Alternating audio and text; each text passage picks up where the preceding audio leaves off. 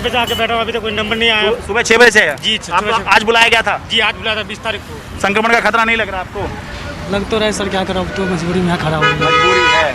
2 गज की दूरी का एहसास है या नहीं आपको, बताइए। है, तो मतलब डर लग रहा नहीं, यहाँ चिपक के खड़े हुए हैं आप? लग रहा है डर। मजबूरी है, भीड़ है, देख रहे हैं सर, पूरा मजबूरी में खड़ा है, 8 बजे से खड़ा है।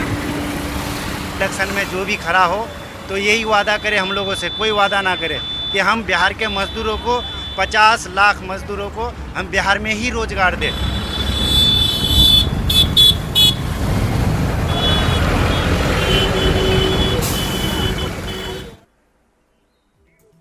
नमस्कार, मैं रवीश कुमार, आप देख रहे हैं देश की बात 6 से 7। घर जाना इतना आसान नहीं है। सरकारों ने ये बता दिया है कि घर जाने से पहले स्क्रीनिंग या रजिस्ट्रेशन की यातनाओं से गुजरना ही पड़ेगा। स्क्रीनिंग सेंटर से आने वाली तस्वीरें या रेलवे स्टेशन के बाहर से आने वाली तस्वीरें बता रही हैं कि स्क्रीनिंग के नाम पर नौटंकियां ज़्यादा हो रही हैं। वहां पर देह से दूरी, 2 गज दूरी के तमाम सिद्धांत हवा में छोड़ दिए गए हैं, धज्जियां उड़ रही हैं। ऐसा लगता है कि सिस्टम ने भी सब कुछ राम भरोसे छोड़ दिया है। आप देखिए कि बाहर से मुंबई, दिल्ली या गुजरात से जाने वाले मजदूर जब बिहार, यूपी, उड़ीसा पहुंच रहे हैं तो वहां पर संक्रमित मरीजों की संख्या बढ़ती जा रही है। इनमें से ज़्यादा बाहर से आए हुए मजदूर हैं जो 2 सवाल पूछ रहे हैं कि क्या इन मजदूरों को रेड जोन और कंटेनमेंट के एरिया से भी निकाल कर भेजा गया, और क्या दूसरा सवाल कि स्क्रीनिंग के नाम पर क्या नौटंकियां हुई, क्या वाकई में इनकी इस तरह से स्क्रीनिंग हुई कि जिससे ये लोग बचकर वहां तक गए और जांच की प्रक्रिया से बच गए। क्यों नहीं इनका सैंपल टेस्ट लिया गया और सुनिश्चित करके भेजा गया कि वहां पर जाते जाते इनके भीतर किसी प्रकार का कोविड-19 का लक्षण ना हो। बिहार में 788 मरीज ऐसे मिले हैं संक्रमित जो बाहर के राज्य से आए हैं। उत्तर प्रदेश में एक दिन में 300। लेकिन एक और दिलचस्प बात है, अब जो सूची आ रही है उनमें संक्रमित मरीजों को अलग से गिना जा रहा है उन मरीजों को जो प्रवासी हैं। प्रवासी मजदूर अब उसी तरह से गिने जा रहे हैं जैसे ठीक कुछ दिन पहले तबलीग जमात के लोग अलग से गिने जा रहे थे। लेकिन यह सुविधा अमीरों को या विदेश से आए लोगों को प्राप्त नहीं हुई कि ऐसी सूची में अलग अलग देशों से आए लोगों को गिना जाता कि चीन, जापान, अमेरिका से आकर इन्होंने कोविड इनसे फैला है। अब मुझे आप बताइए कि अमीरों के साथ कितनी नाइंसाफी हुई है। उन्हें भीड़ में गिना गया, अलग से कैटेगरी नहीं दी गई। जिस तरह से अब तबलीग के बाद प्रवासी मजदूर अलग से गिने जा रहे हैं और अलग से बताए जा रहे हैं। यह गिनती क्यों हो रही है, मैं आपको यह बताना चाहता हूं कि यह गिनती इसलिए हो रही है कि जिन राज्यों से मजदूर आए हैं वहां सैंपल जांच से लेकर स्क्रीनिंग की व्यवस्था बेहद खराब थी। तो बात समझ में आती, ये बताने के लिए कर रहे हैं। तो अगर ये प्रवासी मजदूर पॉजिटिव हैं, यह गिनती इसलिए हो रही है कि सरकार बाहर से आए मजदूरों की कांटेक्ट ट्रेसिंग बेहतरीन तरीके से करेगी और फैलने नहीं देगी, तब बात समझ में आती है। लेकिन मजदूरों को तबलीग की तरह अलग से गिना जाना अच्छा नहीं लगा। यह जो कतार चल रही है स्क्रीन पर, दिल्ली की तस्वीर है विनोद नगर के एक स्कूल की। यहां पर उन मजदूरों का मेडिकल हो रहा है जिन्होंने रेल से बिहार, यूपी जाने के लिए पंजीकरण कराया है, मगर जिनका पंजीकरण नहीं हुआ वो भी यहां पर आ गए और 3 बजे सुबह से दोपहर तक लाइन में लगे रहे। 2-2 किलोमीटर लंबी लाइन रही। अब आप इन तस्वीरों को देखते हुए बताइए कि यहां किसी प्रकार की स्क्रीनिंग का कोई मतलब है? अगर ये सरकारें इस तरह से अपनी जवाबदेही को छोड़ देंगी तो कब तक अपनी उस सफलता का गुणगान करती रहेंगी जो कि वास्तविक रूप से है नहीं। इसी के चलते तमाम तरह की आर्थिक जिंदगियां तबाह हो गई और अब इस तरह की लापरवाही के साथ मजदूरों को भेजा जा रहा है जिसमें कोई सिस्टम नजर नहीं आ रहा है। अचानक रेल मंत्री को ख्याल आता है कि हम रजिस्ट्रेशन करेंगे। अचानक रेल मंत्री को ख्याल आता है कि 200 ट्रेन चला देते हैं बिना एसी का, जिसमें टिकट कटाकर लोग जा सकते हैं। तो ये तो काम पहले भी कर सकते थे। तो स्क्रीनिंग सेंटर जो है एक तरह से फिर से ये संक्रमण का एक सेंटर ना बन जाए, इस पर आप लोगों को ध्यान देने की बहुत ज़रूरत है। 11 मई के बाद से इस देश में स्वास्थ्य मंत्रालय की प्रेस कॉन्फ्रेंस नहीं हुई थी। हमने जब प्राइम टाइम में इस मसले को उठाया पिछले ही रात, अब जाकर प्रेस कॉन्फ्रेंस हुई है 8 दिनों के बाद। सोचिए, 9 दिनों के बाद प्रेस कॉन्फ्रेंस हुई है। क्या आपको पता है कि मुंबई से कितने लोग बाहर गए? सिर्फ रेलवे का आंकड़ा है कि रेलगाड़ी के जरिए मुंबई से 5 लाख लोग चले गए। बसों से पैदल जाने वालों की गिनती तो मुकम्मल हो भी नहीं सकती कभी। जब किसी शहर से 10 लाख 20 लाख की आबादी कहीं चली जाती है तो वो शहर कैसा लगता होगा, और जब कहीं से 20 लाख 25 लाख की आबादियां उन गांवों में बढ़ते कटते छटते 1000 200 1000 10,000 की संख्या में पहुंचती होंगी तो गांव में किस तरह से सब कुछ बदल जाता होगा। हमें अब इन 2 नजरियों से हालात को देखना है। अभिषेक हमारे सहयोगी मुंबई के एक इलाके में गए तो देखा कि किस तरह से इन इलाकों में जहां चहल पहल हुआ करती थी अब चंद लोग बचे हैं और ताले लगे हैं। मुंबई की ऐसी बहुत सारी पतली गलियां हैं, बहुत सारे संकुचित इलाके हैं जहां पर रहने के लिए बमुश्किल आपको लोग मिलेंगे। आपको हर घर के सामने ऐसी जगह खाली होती जा रही है, लोगों के घरों के सामने आपको ऐसे ताले दिखाई देंगे क्योंकि इलाके पूरे खाली हो चुके हैं। इक्का दुक्का लोग जो हैं वो दिखाई देंगे। ये भैया जी वाड़ी है जो कि प्रवासी जो मज़दूर आए थे एक वक्त में, वो लोग यहाँ पे काम करने के लिए रहते थे और वो उत्तर प्रदेश या बिहार अपने वापस जा चुके हैं। तो ये लोग अपने घरों की तरफ चले गए हैं, गांव की तरफ। तो इसमें से आपको कुछ लोग आपको दिखाई भी दे जाएंगे जो बचे हुए लोग हैं। आपको यहाँ पे बहुत सारे घरों में लोग दिखाई भी देंगे, लेकिन जो इलाके में बहुत सारे लोग हैं वो छोड़ के गए हैं, इसमें भी कोई शक नहीं है। क्योंकि जो इतने सारे लोग जो रोज़मर्रा की चीज़ों के लिए के सामान सप्लाई करते थे, जैसे कि भेलपुरी का स्टॉल, पानीपुरी का स्टॉल या दूसरे जो छोटे छोटे काम करते थे, वो सारे काम अब तकरीबन बंद हो चुके हैं और इस वजह से लोग अब चले गए हैं। आगे की तरफ भी हम चलते हैं कि लोगों के देखिए आप तो इन पॉकेट्स में घरों में ताले दिखाई देंगे। ये भी आप देखिए कि ये सारे लोग जा चुके हैं। तो ये जुहू का एक पॉकेट है जहाँ पर आपको इस तरीके के पूरे बंद घर मिल जाएंगे। या तो मकान मालिकों ने घर खाली करा दिए या फिर लोगों ने खुद खाली करके चले गए हैं। तो ये एक बड़ी आबादी है जो इस समय जिसका असर आपको मुंबई में दिखाई दे भी रहा है, इतने सारे लोग जो जा रहे हैं। तो ये जो पॉकेट्स वाले इलाके हैं वो आप ये जो बस्तियां हैं, एक तो इनके ऊपर पहले से ही कहर था, कोरोना का कहर, और दूसरा आपको अब इस तरीके से हर दूसरे तीसरा घर आपको बंद नज़र आएगा। सभी लोग नहीं गए हैं, लेकिन इनमें से एक व्यक्ति से हम बात करने की कोशिश करते हैं। जी, यहाँ पे कितने लोग चले गए? सर लमसम में 10 150 200 आदमी यहाँ से निकले। जो रूम देखे यहाँ पे खाली 2-3 आदमी यहाँ पे बचे, उसमें 5-5 10-10 आदमी रहते, उनको भूखा मर रहे थे सर। तो क्या करेंगे हम लोग, सब जो गांव चले गए 150 200 आदमी, अभी कोई है ही नहीं। हम लोग 3-4 आदमी ही यहाँ पे जो बचे 5-10 आदमी, और उससे आगे कोई है ही नहीं। पूरा साइड से खाली हो गया सर, दोनों साइड से चले गए सर। तो ये अलग अलग पॉकेट्स हैं जिसमें बहुत सारी जगहों पे लोग आपको दिखाई नहीं देंगे। एक एक कमरे में लोग 5-5 6-6 लोग रहते थे। एक वक्त तक खाना आया, कमाई की आस थी, लेकिन उसके बाद धीरे धीरे वो सब भी बंद हो गया। तो ये एक बस्ती तकरीबन वीरान होने को है। मुंबई से अभिषेक शर्मा, एनडीटीवी इंडिया। अभिषेक हमारे साथ हैं। अभिषेक, अभी धारावी के साहू नगर से किसी का फ़ोन आया था, आप चूँकि पूछ रहे थे कि किस तरह से यहाँ आए हैं, तो वो बता रहे थे कि 900 से 1300 नंबर के सीरियल नंबर वालों को बस में बिठा कर ले गए ट्रेन के लिए, लेकिन 600 से 900 वालों को जिनका नंबर पहले है उन्हें नहीं ले गए। तो इस तरह की चीज़ें भी सामने आ रही हैं। पर मैं ये समझना चाहता हूँ कि वो मोहल्ले मुंबई के जो खचाखच भरे रहते थे अब कैसे नज़र आ रहे हैं?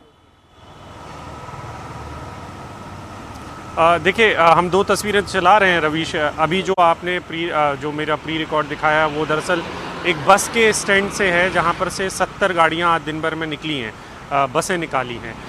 और जो जुहू का, मैं भैयावाड़ी इलाके में गया हूं। भैयावाड़ी मतलब जहां पर जो उत्तर प्रदेश से लोग आते हैं उनको भैया बोला जाता है स्लैंग भाषा में मुंबई में। एक तरीके से आप कह सकते हैं उपहास उड़ाने वाले अंदाज में ये शब्द कहा जाता है, लेकिन ठीक है। तो भैयावाड़ी जो है, मतलब भैया लोग जहाँ पर रहते हैं, तो जुहू का एक वो अंदर इलाका है, वहाँ पर मुझे ताले ही ताले नज़र आए।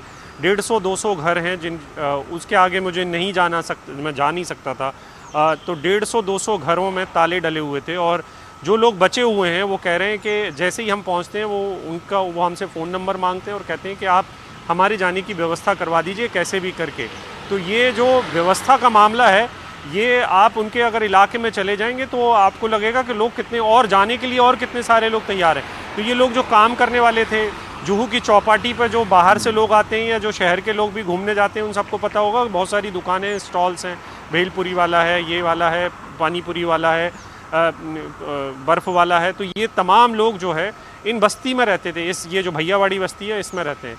वो लोग अब सारे लोग जा चुके हैं। तो आप समझिए कि ये बड़ा मुश्किल है रवीश कि ये जो धंधे बंद होंगे और होने वाले हैं, इसका जो स्केल है ये इतना डरावना है कि आज जब आप शरद पवार को सुनते हैं कि वो उनको खौफ समझ में आने लगा है कि प्रवासी मजदूर किस तरीके से किसी शहर को उसकी आर्थिक राजधानी बनाता है। जो आप देखिए कि मुंबई के जितने भी रोज़गार हैं उनमें एक बहुतायत फिल्म का उद्योग हो, उसमें बाहर से आया मजदूर है। सिर्फ शेयर मार्केट को आप छोड़ दें तो टैक्सी से लेकर बाकी के जितने भी उद्योग हैं, खास करके काम धंधा है, जो रेडी वाला है, खोमचे वाला है, पटरी पे काम करता है, भेलपुरी वाला है, ये तमाम लोग बाहर से आते हैं और इस शहर को आर्थिक राजधानी बनाते हैं एक तरीके से। जो फाइनेंस का सेक्टर है उसको छोड़ दें तो वो सब लोग अगर गायब हो जाएंगे, और जो आप नंबर हैं वो नंबर बढ़ चुके हैं आधिकारिक तौर पर। वेस्टर्न रेलवे कहती है कि 8,32,000 लोग हमने भेजे हैं, यानी कि अब वो अगर आज का आंकड़ा जोड़ लेंगे तो 8.5 लाख के करीब हो जाएगा। और सेंट्रल रेलवे है वो कहता है कि तकरीबन उसने 3 लाख लोग भेज दिए हैं। जी रवीश।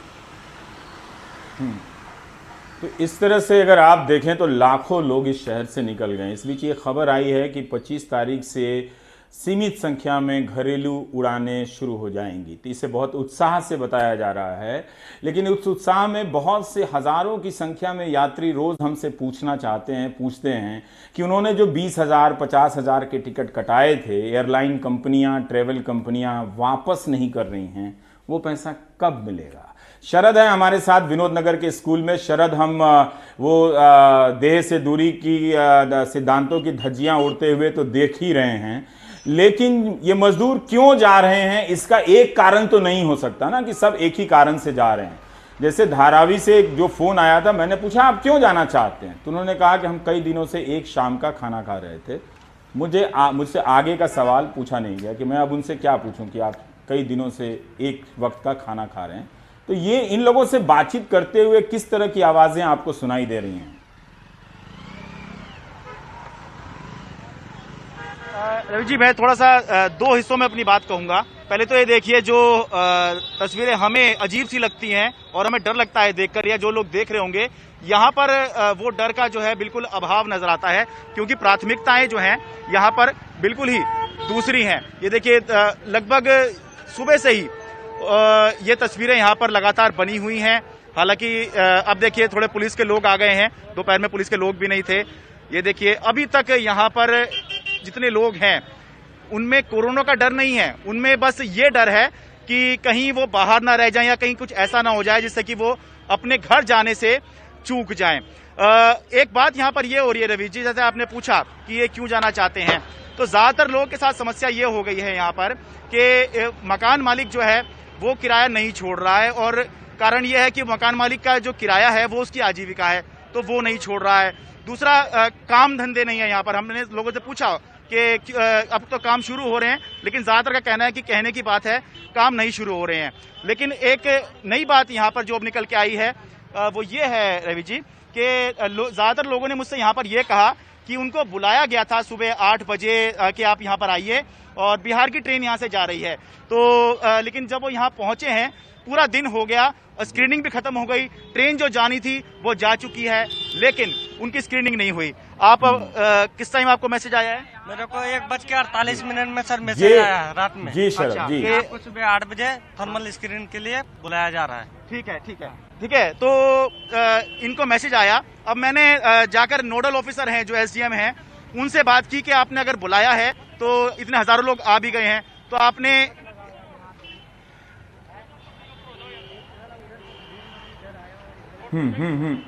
जी आप अपनी बात पूरी कर लें शरद,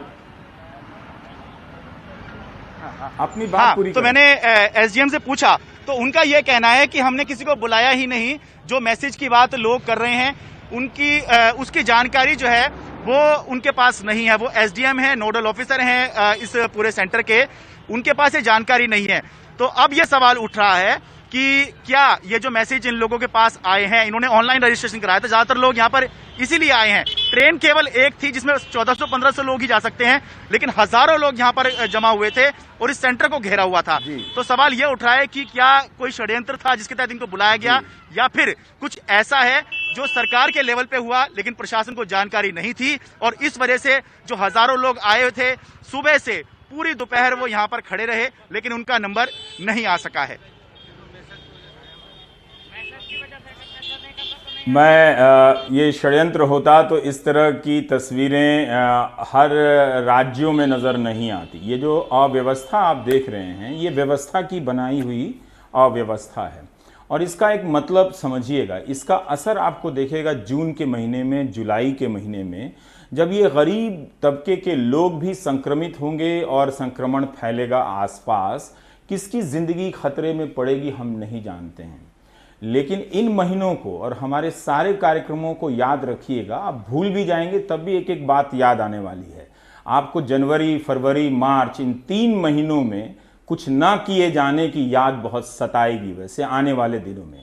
जो आर्थिक तबाही आई, अब इस तरह से आप खुद देखें, फिर तालाबंदी आपने की ही क्यों थी जब आपको यही करना था? इसी तरीके से तालाबंदी की तमाम शर्तों को मजाक में बदल देना था, तो आपको करना नहीं चाहिए था। अगर आप इस तरह से संक्रमण को फैलने की आजादी दे देंगे, छूट दे देंगे, तो आप समझिए कि हम किस तरह के खतरे को बुलाने जा रहे हैं आने वाले दिनों में। एक तस्वीर सूरत से मनीष पानवाला ने भेजी है। वहां से ट्रेनें चल रही हैं, लेकिन जाना है। जो रेलवे एक दिन में 3 करोड़ लोगों को लेकर जाती है, वो अब 20 लाख लोगों को 15 दिन या 20 दिन में लेकर जा रही है।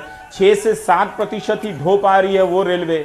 तो मजदूर क्या करेगा? वो एक दिन का खाया हुआ है, वो नहीं खाया हुआ है, उसको घर जाना है। तो ये जो तस्वीर आप देख रहे हैं, यहां पर ट्रेन धीरे होती है क्योंकि ट्रैक चेंज होता है, और चलती ट्रेन में चढ़ने की कोशिश करते हैं। ये जिंदगी से कितने स्तरों पर खेलने के लिए मजबूर किए गए हैं। आम दिनों में ये ऐसा नहीं करते, लेकिन जब ये वीडियो चारों तरफ प्रचलित हुआ, प्रसारित हुआ, तब जाकर पुलिस इस इलाके में आ गई है और निगरानी करने लगी है। लेकिन थकी हुई पुलिस कितना कुछ करेगी? हम इस तरह की व्यवस्था बना ही क्यों रहे हैं कि जो भीड़ पैदा करे? हर समय प्रधानमंत्री बोलकर गए कि आबादी हमारे लिए लाभांश है, डिविडेंड है, फायदा है, लेकिन हम उस आबादी को अगर इस तरह की लापरवाहियों से संक्रमित कर देंगे तो ये हम आने वाले समय में एक ऐसी मुसीबत, एक ऐसा चक्रवाती तूफान अपने लिए खड़े करेंगे कि अब जब संख्या कम है तब हमारी व्यवस्था चरमरा गई है। जब संख्या ज्यादा हो जाएगी तो सोचिए उस व्यवस्था किस तरह से ध्वस्त हो जाएगी। तो इन चीजों को आप ध्यान में रखिए, याद रखना बहुत जरूरी है। मुझे समझ में नहीं आता कि मैं हवाई जहाज का टिकट कटाने वाले उन मिडिल क्लास संपन्न लोगों को क्या आश्वासन दूं जो 2 महीने से अपने टिकट की पैसे की वापसी का इंतजार कर रहे हैं। कभी ट्विटर पे ट्रेंड कराते हैं, कभी इनबॉक्स भर देते हैं।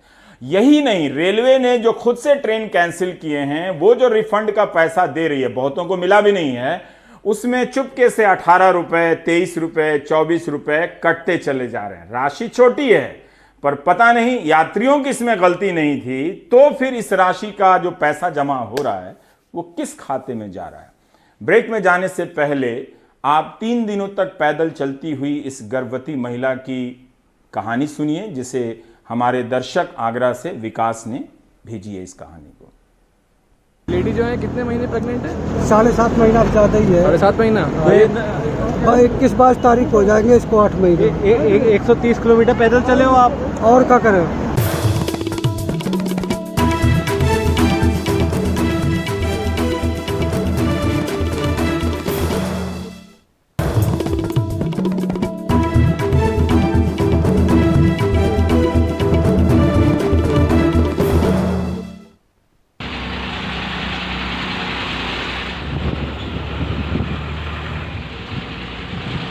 कोई शौक नहीं है सर जाने के लिए, दिक्कत करके हम लोग जाए।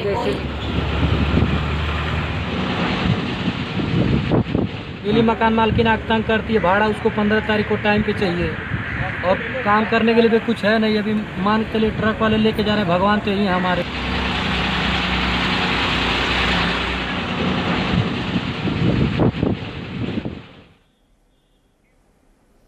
ये कहानियां दर्ज होंगी, इतिहास में तो दर्ज हो ही रही हैं, आप सबकी चुप्पियों के नीचे दर्ज हो रही हैं कि इस वक्त मजदूर देखिए, जब राजनीति हो रही है कि ट्रेन से भेजें, पहले ट्रेन को लेकर राजनीति हुई, 1 महीने तक ट्रेन नहीं भेजने पर सरकार अड़ी रही, फिर ट्रेन शुरुआत हुई, फिर वो नहीं बुला रहे तो ये नहीं मांग रहे हैं, तरह तरह के नियम बदले गए और अब एक राजनीति हो रही है, बस की राजनीति उत्तर प्रदेश और कांग्रेस के बीच में, प्रियंका गांधी के बीच में।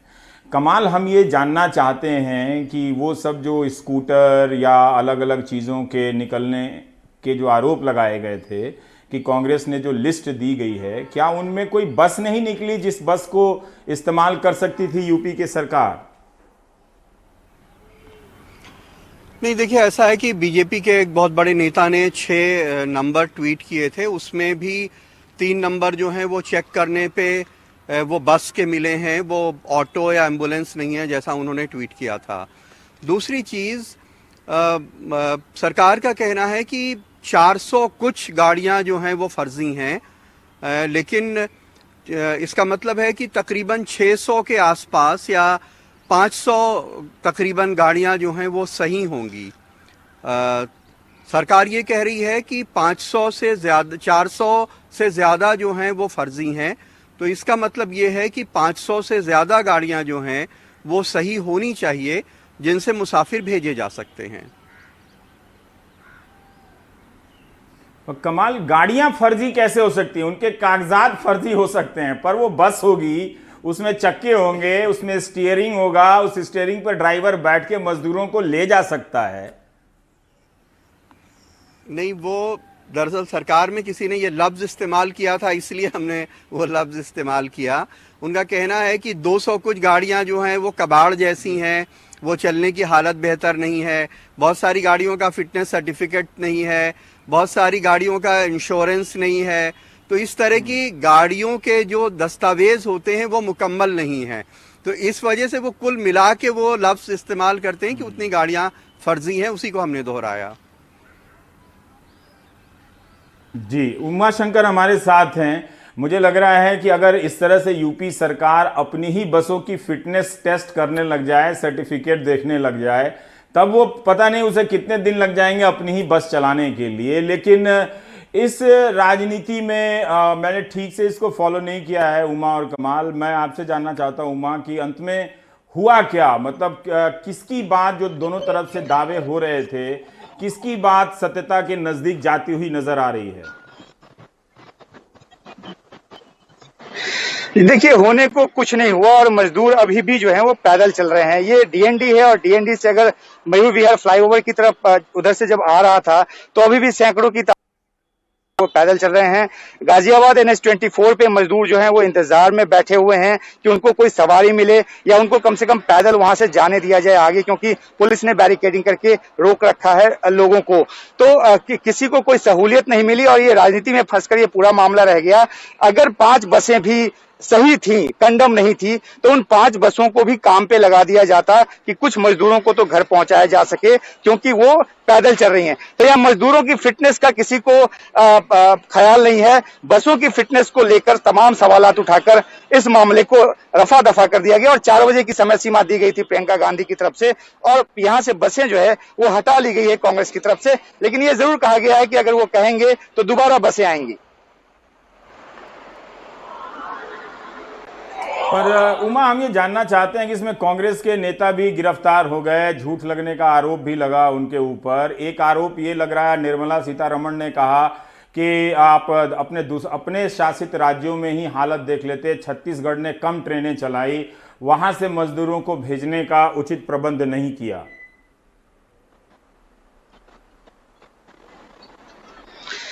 जी देखिए, पूरे देश में अफरा तफरी का आलम है और जिस तरह से 4 घंटे के नोटिस पे लॉकडाउन लागू कर दिया गया, ट्रेनें बंद कर दी गई, कांग्रेस लगातार इस बात पे सवाल उठा रही है और उसका ये कहना है कि अगर जो यूपी पे और बिहार पे इसलिए फोकस है क्योंकि सबसे ज्यादा इन्फ्लक्स जो है, सबसे ज्यादा जो इनकमिंग माइग्रेंट्स है वो इन 2 प्रदेश में है। जहां तक राजस्थान की बात है तो वहां पे कांग्रेस का दावा है कि वहां पे पॉइंट टू पॉइंट बसें चलाई जा रही हैं और जो माइग्रेंट लेबरर्स हैं उनको सीमा तक छोड़ा जा रहा है और वहां से आगे उनको दूसरे राज्य की जिम्मेदारी है। तो जैसे कि इस केस में भी कांग्रेस की तरफ से कहा गया कि राजस्थान की सीमा के आगे जब उत्तर प्रदेश में उनको बस ले जाने की इजाजत दी जाएगी तभी वो माइग्रेंट लेबरर्स को आगे ले जा पाएंगे। लेकिन सवाल वही है रवीश की, आखिरकार जो सड़कों पे लेबरर हैं उनकी चिंता किसको है और कौन सिर्फ और सिर्फ राजनीति करना चाहता है इस पूरे मुद्दे पर और किसी भी तरह की मदद पहुंचे उस तरफ ध्यान नहीं है। जी कमाल, मेरा एक सवाल ये है कि जब बसों की सुविधा नहीं लेनी थी तब अपर सचिव, मुख्य सचिव, अपर मुख्य सचिव अवनीश अवस्थी ने फिर प्रियंका गांधी के सचिव संदीप को पत्र ही क्यों लिखा कि आप बसें भेज दीजिए? हाँ देखिए, मेरे ख्याल से कोई ऐसी बात नहीं हुई थी पहले कि अगर 1000 से कम बसें होंगी तो नहीं चलाई जाएंगी। 1000 का नंबर कांग्रेस ने कोट किया था। उनकी गलती ये है कि उनको 1000 बसों का नंबर कोट करने के पहले ये चेक कर लेना चाहिए था कि उनके पास सही सलामत कागजात लाइसेंस के साथ 1000 बसें हैं या नहीं हैं।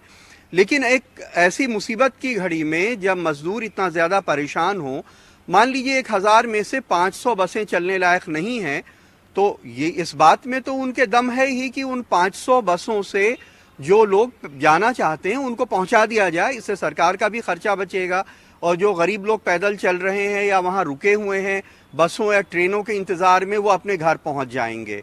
तो इसमें मेरे ख्याल से ऐसी कोई दुश्वारी नहीं है कि जितनी बसें सही हैं उतनी बसें चला दी जाएं, क्योंकि 500 बसें भी कम नहीं होती हैं। अगर 100 बसें हों तो वो भी कम नहीं होती हैं, उनको दोबारा भी चलाने के लिए बात की जा सकती है।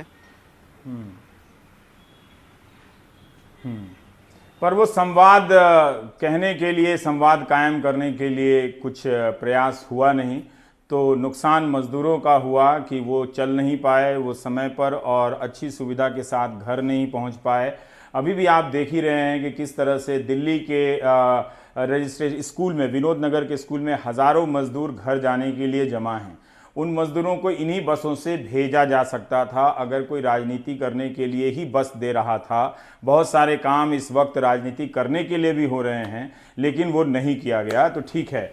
लेकिन बंगाल में और उड़ीसा में जो अम्फन का तूफान आ रहा है उसके साथ साथ आप देखें तो राजस्थान में टिड्डियों का हमला बहुत दिनों से चल रहा है। टिड्डी दल आ रहे हैं और अब ये टिड्डी दल राजस्थान से मध्य प्रदेश में प्रवेश कर गए हैं। इनसे फसलों का बड़ा नुकसान होता है। मध्य प्रदेश में तो इस वक्त फसलों की कटाई हो गई है, लेकिन जब ये राजस्थान में प्रवेश कर रहे थे पाकिस्तान की तरफ से तो ज़्यादा बड़ा नुकसान कर गए वहाँ के किसानों का।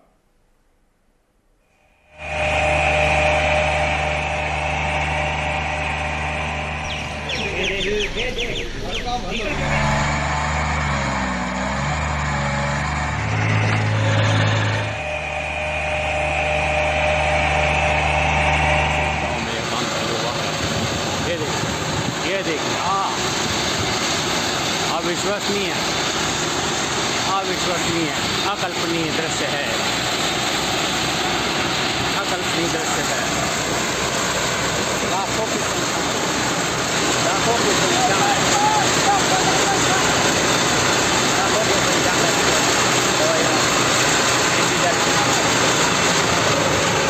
सब नीचे गिर रही है। ग्राम रनायड़ा, पान बिहार के पास जिला उज्जैन में टिड्डी दल का हमला। लाखों की संख्या में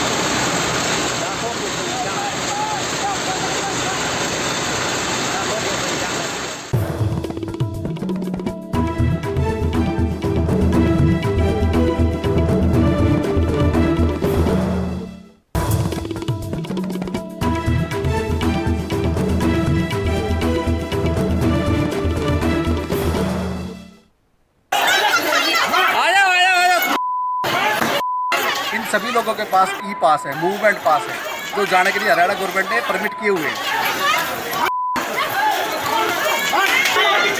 पब्लिक देखो भूखी मर रही है। पुलिस डिपार्टमेंट जो है वो कहता है कि कहीं और से घूम के चले जाओ, हम यहाँ से नहीं जाने देंगे। देश की बात में किस तरह से देश बोलना चाहता है, दो उदाहरण देना चाहता हूं। एक मैसेज आया है रामकोला कुशीनगर से कि वहां के जो ग्राम सभा में दबंग लोग हैं वो सड़क के किनारे पक्की नाली निर्माण में दशकों से रोड़ा अटका रहे हैं। दूसरी तरफ कश्मीर के गांदरबल से आया है कि सरकारी ज़मीन का अतिक्रमण हो गया है, आप इस जगह का मुद्दा उठाएं और 4G की सुविधा नहीं है। लेकिन हम बात कर रहे हैं दिल्ली और नोएडा के बीच में जो कई तरह की पाबंदियां लगाई गई हैं उस पर सौरभ से। आप जानते हैं कि एक NCR नेशनल कैपिटल रीजन बनाने का प्रयास किया गया था, लेकिन इस तालाबंदी ने बता दिया कि इस प्रयास का कोई मतलब नहीं है। हरियाणा जब चाहता है दिल्ली की सीमाएं सील कर देता है। नोएडा ने इस तरह की पाबंदियां लगा रखी हैं कि जिनके दफ्तर नोएडा से दिल्ली में जाना है या दिल्ली से नोएडा आना है वो जाम लगाकर घंटों वहां पर मौजूद हैं। तो सौरभ बताएंगे कि इस तरह के कितने नियम बनाए गए हैं और इन नियमों के कारण किस तरह की दिक्कतें आ रही हैं। सौरभ देखिए रवीश, शाम का वक्त है, 6:30 के बाद है। अब देखिए कितनी लंबी लाइन है ये दिल्ली नोएडा बॉर्डर पर। जहाँ तक आप ये कैमरा हम लोग जूम करके दिखा पा रहे हैं, आपको इन गाड़ियों का सैलाब दिखाई देगा। यहाँ पर नोएडा में उन्हीं की एंट्री है जिनके पास पास है। आप देखेंगे यहाँ पर जिनके पास ई पास हैं वही उनको एंट्री दी जा रही है और उनको आगे एंट्री नहीं दी जा रही है। और ये देखिए पीछे ये तमाम तस्वीरें हैं, ये तमाम वो लोग हैं जिनको नोएडा में एंट्री नहीं दी गई है। इसमें कोई बैंक वाला है, इसमें कोई इंश्योरेंस वाला है, कुछ मेडिकल प्रोफेशन के भी लोग हैं। नोएडा ने साफ किया है कि चाहे सरकार, केंद्र सरकार की कुछ भी गाइडलाइन हो, लेकिन वो अपना बॉर्डर नहीं खोलेंगे सबके लिए, क्योंकि नोएडा प्रशासन को लगता है कि कोरोना दिल्ली में ज़्यादा है और दिल्ली से नोएडा पहुंच सकता है। ये बताइए, आपको रोका है यहाँ से? ऑफिस रोका है सर। और क्या कह रहे हैं आपसे? सर वो बोल रहे हैं बैंकर्स आर नॉट अलाउड। मेरे को ये समझ में नहीं आ रहा, जब banks are in essential service तो how come bankers are not in essential services. तो आपका बैंक नोएडा में है या दिल्ली में? सर मेरा नोएडा साकेत में, सॉरी दिल्ली साकेत में है and I stay in greater Noida, so I have to go this way every day. आपको नहीं अलाउ कर रहे, बोल रहे हैं अलाउ नहीं कर रहे हैं, तो वो बोल रहे हैं कि वो दिल्ली पुलिस है वो जाने देंगे। सो मेरे को समझ में नहीं आ रहा सर कैसे करेंगे, मैं घर नहीं जाऊँगा। तो अब आप यहाँ पहुँच गए, दिल्ली पुलिस ने आपको जाने दी लेकिन नोएडा पुलिस आपको वापस नहीं वापस कर रही है। आपका क्या समस्या है? सर सुबह में तो कोई किसी ने रोका नहीं, अब वहाँ तो ऑफिस से आ रहे हैं हम गुड़गांव से, गुड़गांव बॉर्डर पे भी किसी ने नहीं रोका। अब यहाँ से आ रहे हैं, आने नहीं दे रहे। यहाँ पर फैमिली रहती है, मेरी घर भी है। तो सोचिए रवीश, यहाँ आगे जो दिल्ली में एंट्री होती है वहाँ पे दिल्ली पुलिस है, दिल्ली पुलिस को जाने देती है, लेकिन जब ये सोचिए दफ्तर से वापस आते हैं ये लोग तो इनको नोएडा पुलिस यहाँ रोक देती है क्योंकि इनके पास वैलिड ई पास नहीं है। या तो इनके दफ्तरों से इनको एग्जाम करा दिया जाए कि आप नोएडा में रहते हैं इसलिए दिल्ली मत आइए काम करने के लिए, लेकिन वो हो नहीं सकता क्योंकि ये वो लोग हैं जिनकी 20-25 हज़ार रुपये सैलरी है, कोई सेल्समैन है और सबके ऑफिस खुल गए हैं। अब सोचिए रवीश, जिनकी फैक्ट्री नोएडा में है और वो दिल्ली में रहते हैं, तो वो दिल्ली जाकर के अपनी नोएडा फैक्ट्री नहीं खोल पा रहे हैं, तो उनको तनख्वाह देनी है। तो तमाम तरीके की प्रैक्टिकल प्रॉब्लम्स है क्योंकि नोएडा और दिल्ली काफ़ी इंटरडिपेंडेंट है। हम खुद नोएडा में रहते हैं, हमारे पास तो ई पास हम चले जाते हैं, लेकिन कोई दूसरा साथी है उसका दिल्ली में ऑफिस है, वो जा करके वापस नहीं आ सकता। तो सोचिए ऐसे आर्थिक गतिविधि शुरू करती है तो कैसे मिलेगा, क्योंकि जब कर्मचारी नहीं पहुंच पाएंगे जाके वहाँ पर काम नहीं कर सकते हैं। और एक और महत्वपूर्ण बात रवीश, पाबंदियां हैं कि अगर आप दिल्ली जी विचित्र किस्म की पाबंदियां हैं। कुछ वकील साथी भी कह रहे थे कि उनके दफ्तर दिल्ली में है मगर वो नोएडा से दिल्ली नहीं जा सकते, अपने दफ्तर में नहीं जा सकते क्योंकि दफ्तर कंटेनमेंट एरिया में है। तो इन सब चीज़ों को ये पता चल रहा है कि 24 मार्च की तालाबंदी के बाद भी कम से कम हमने बेसिक व्यवस्थाओं को भी दुरुस्त नहीं किया है। सब अपने अपने मद में मदमस्त हैं, तो कम से कम इन सब चीज़ों की एक व्यवस्था हो जानी चाहिए थी। अब जो नोएडा में रहता है उसका अटेंडेंस दिल्ली में कट जाए, उसकी सैलरी कट जाए, खैर ये तो अच्छी बात है कि लोग इसको महत्व नहीं देते हैं, वैसे देते हैं इनबॉक्स में, सामने नहीं बोल पाते, लेकिन कितनी परेशानियां हैं आप ये देखिए। और अब हम लेंगे एक छोटा सा ब्रेक के बाद जब हम आएंगे तो बात करेंगे, पर एक तस्वीर छोड़कर जाते हैं। ये कैसा अवसर था जो मजदूर को बस में चढ़ाने के लिए उसकी साइकिल 200 रुपये में खरीदने की कोशिश कर रहा था, इस वक्त में जब जिंदगी का किसी का कोई ठिकाना नहीं। अच्छा किया यूपी सरकार ने इसे सस्पेंड कर दिया। क्या नाम है तुम्हारा? आ जाओ तेलदार साहब के पास। नहीं, तुम्हारा क्या नाम है? तुम्हारा खरीद दिया हमने। अरे क्या नाम है तुम्हारा? तुम्हारा क्या नाम है? हम नाम पूछ रहे हैं। अरे हम तुम्हारा नाम पूछ रहे हैं ना। मैं चल रहा हूँ। नहीं, हम नाम पूछ रहे हैं तुम्हारा। नहीं, हम तुम्हारा नाम पूछ रहे हैं। तुमने किससे खरीदिया? नहीं, तुमने किससे खरीदी? नहीं, 200 रुपए में तुम साइकिल खरीद रहे हो। तुमने, तुम्हारा नाम क्या है?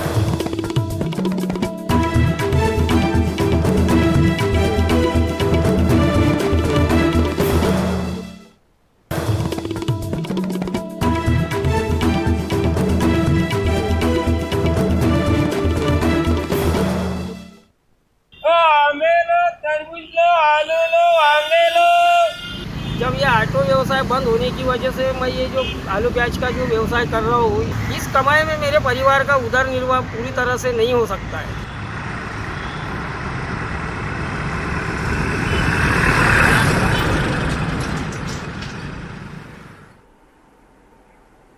उमा सुधीर हैदराबाद से हमारे साथ हैं। आपकी रिपोर्ट है कि 2 लाख टीचर प्राइवेट स्कूलों के बेरोजगार हो गए हैं। उनकी ज़िंदगी भी इस ऑटो वाले की तरह बदल गई है। जो पहले ऑटो चलाता था अब उसे सब्जी के ठेले में बदल दिया है। उमा, आगे आप विस्तार से बताएं। रवीश, हम तो एक ऐसे आदमी से मिले थे जिनका पोस्ट ग्रेजुएट डिग्री है, एमफिल की डिग्री है, उसके बाद बीएड यानी कि टीचर बनने के लिए उन्होंने डिग्री हासिल की। 12 साल वो स्कूल में काम कर चुके हैं। उनकी बीवी भी एमबीए काम करती हैं, एमबीए का डिग्री रखती हैं और स्कूल में टीचर थी। दोनों की नौकरी चली गई और दोनों मनरेगा के काम के लिए चले गए। एक और आदमी से मिले, डबल पीएचडी, वो भी स्कूल में टीचर थे, यानी कि इसको जूनियर कॉलेज कहते हैं। यहाँ पे जो 11वीं और 12वीं जो कक्षा है उनको पार्ट टाइम लेक्चरर की नौकरी थी, लेकिन उनको कहा गया कि जब कॉलेज खुलेगा, जब जूनियर कॉलेज खुलेगा या स्कूल खुलेगा, तब हम आपको फिर से रिक्रूट कर लेंगे, लेकिन आपको सैलरी हम नहीं दे सकते। ये बन गए हैं मनरेगा के मजदूर। ये लोग अगर हैदराबाद में रह रहे थे या नलगुंडा में रह रहे थे, ये लोग किराया देने के बजाय अपने माँ बाप के पास चले गए। और माँ बाप की हालत ऐसी है कि वो लोग खुद जब मजदूरी का काम करके ही उनको चलाना होता है, तो वो लोग जा रहे हैं मजदूरी करने के लिए, तो ये लोग भी उनके साथ चले गए क्योंकि कोई और चारा नहीं है इनकम का। और यही वजह है कि बहुत सारे ऐसे लोग, जैसे आपने अभी अभी आलू सब्जी की बात की, एक ऐसे भी स्कूल टीचर से हमारी बातचीत हुई जो सब्जियां बेच रहे हैं अब, क्योंकि कोई और इनकम का जरिया उनके पास नहीं है। और उनका ये भी कहना है कि अध्यापक को समाज में एक तरह से एक इज्जत होती है और इसलिए हम मिट्टी के काम के लिए नहीं जा सकते और हमें जैसे अच्छे शर्ट और पैंट वगैरह पहन के जाना पड़ता है, क्योंकि लोग हमें देखते हैं, टीचर समझते हैं, लेकिन हाथ में कोई पैसा नहीं है। और यही वजह है कि 2 लाख टीचरों के पास नौकरी नहीं है और सरकार उनकी मदद के लिए सामने नहीं आ रहा है। नहीं है और सैलरी नहीं है। जी,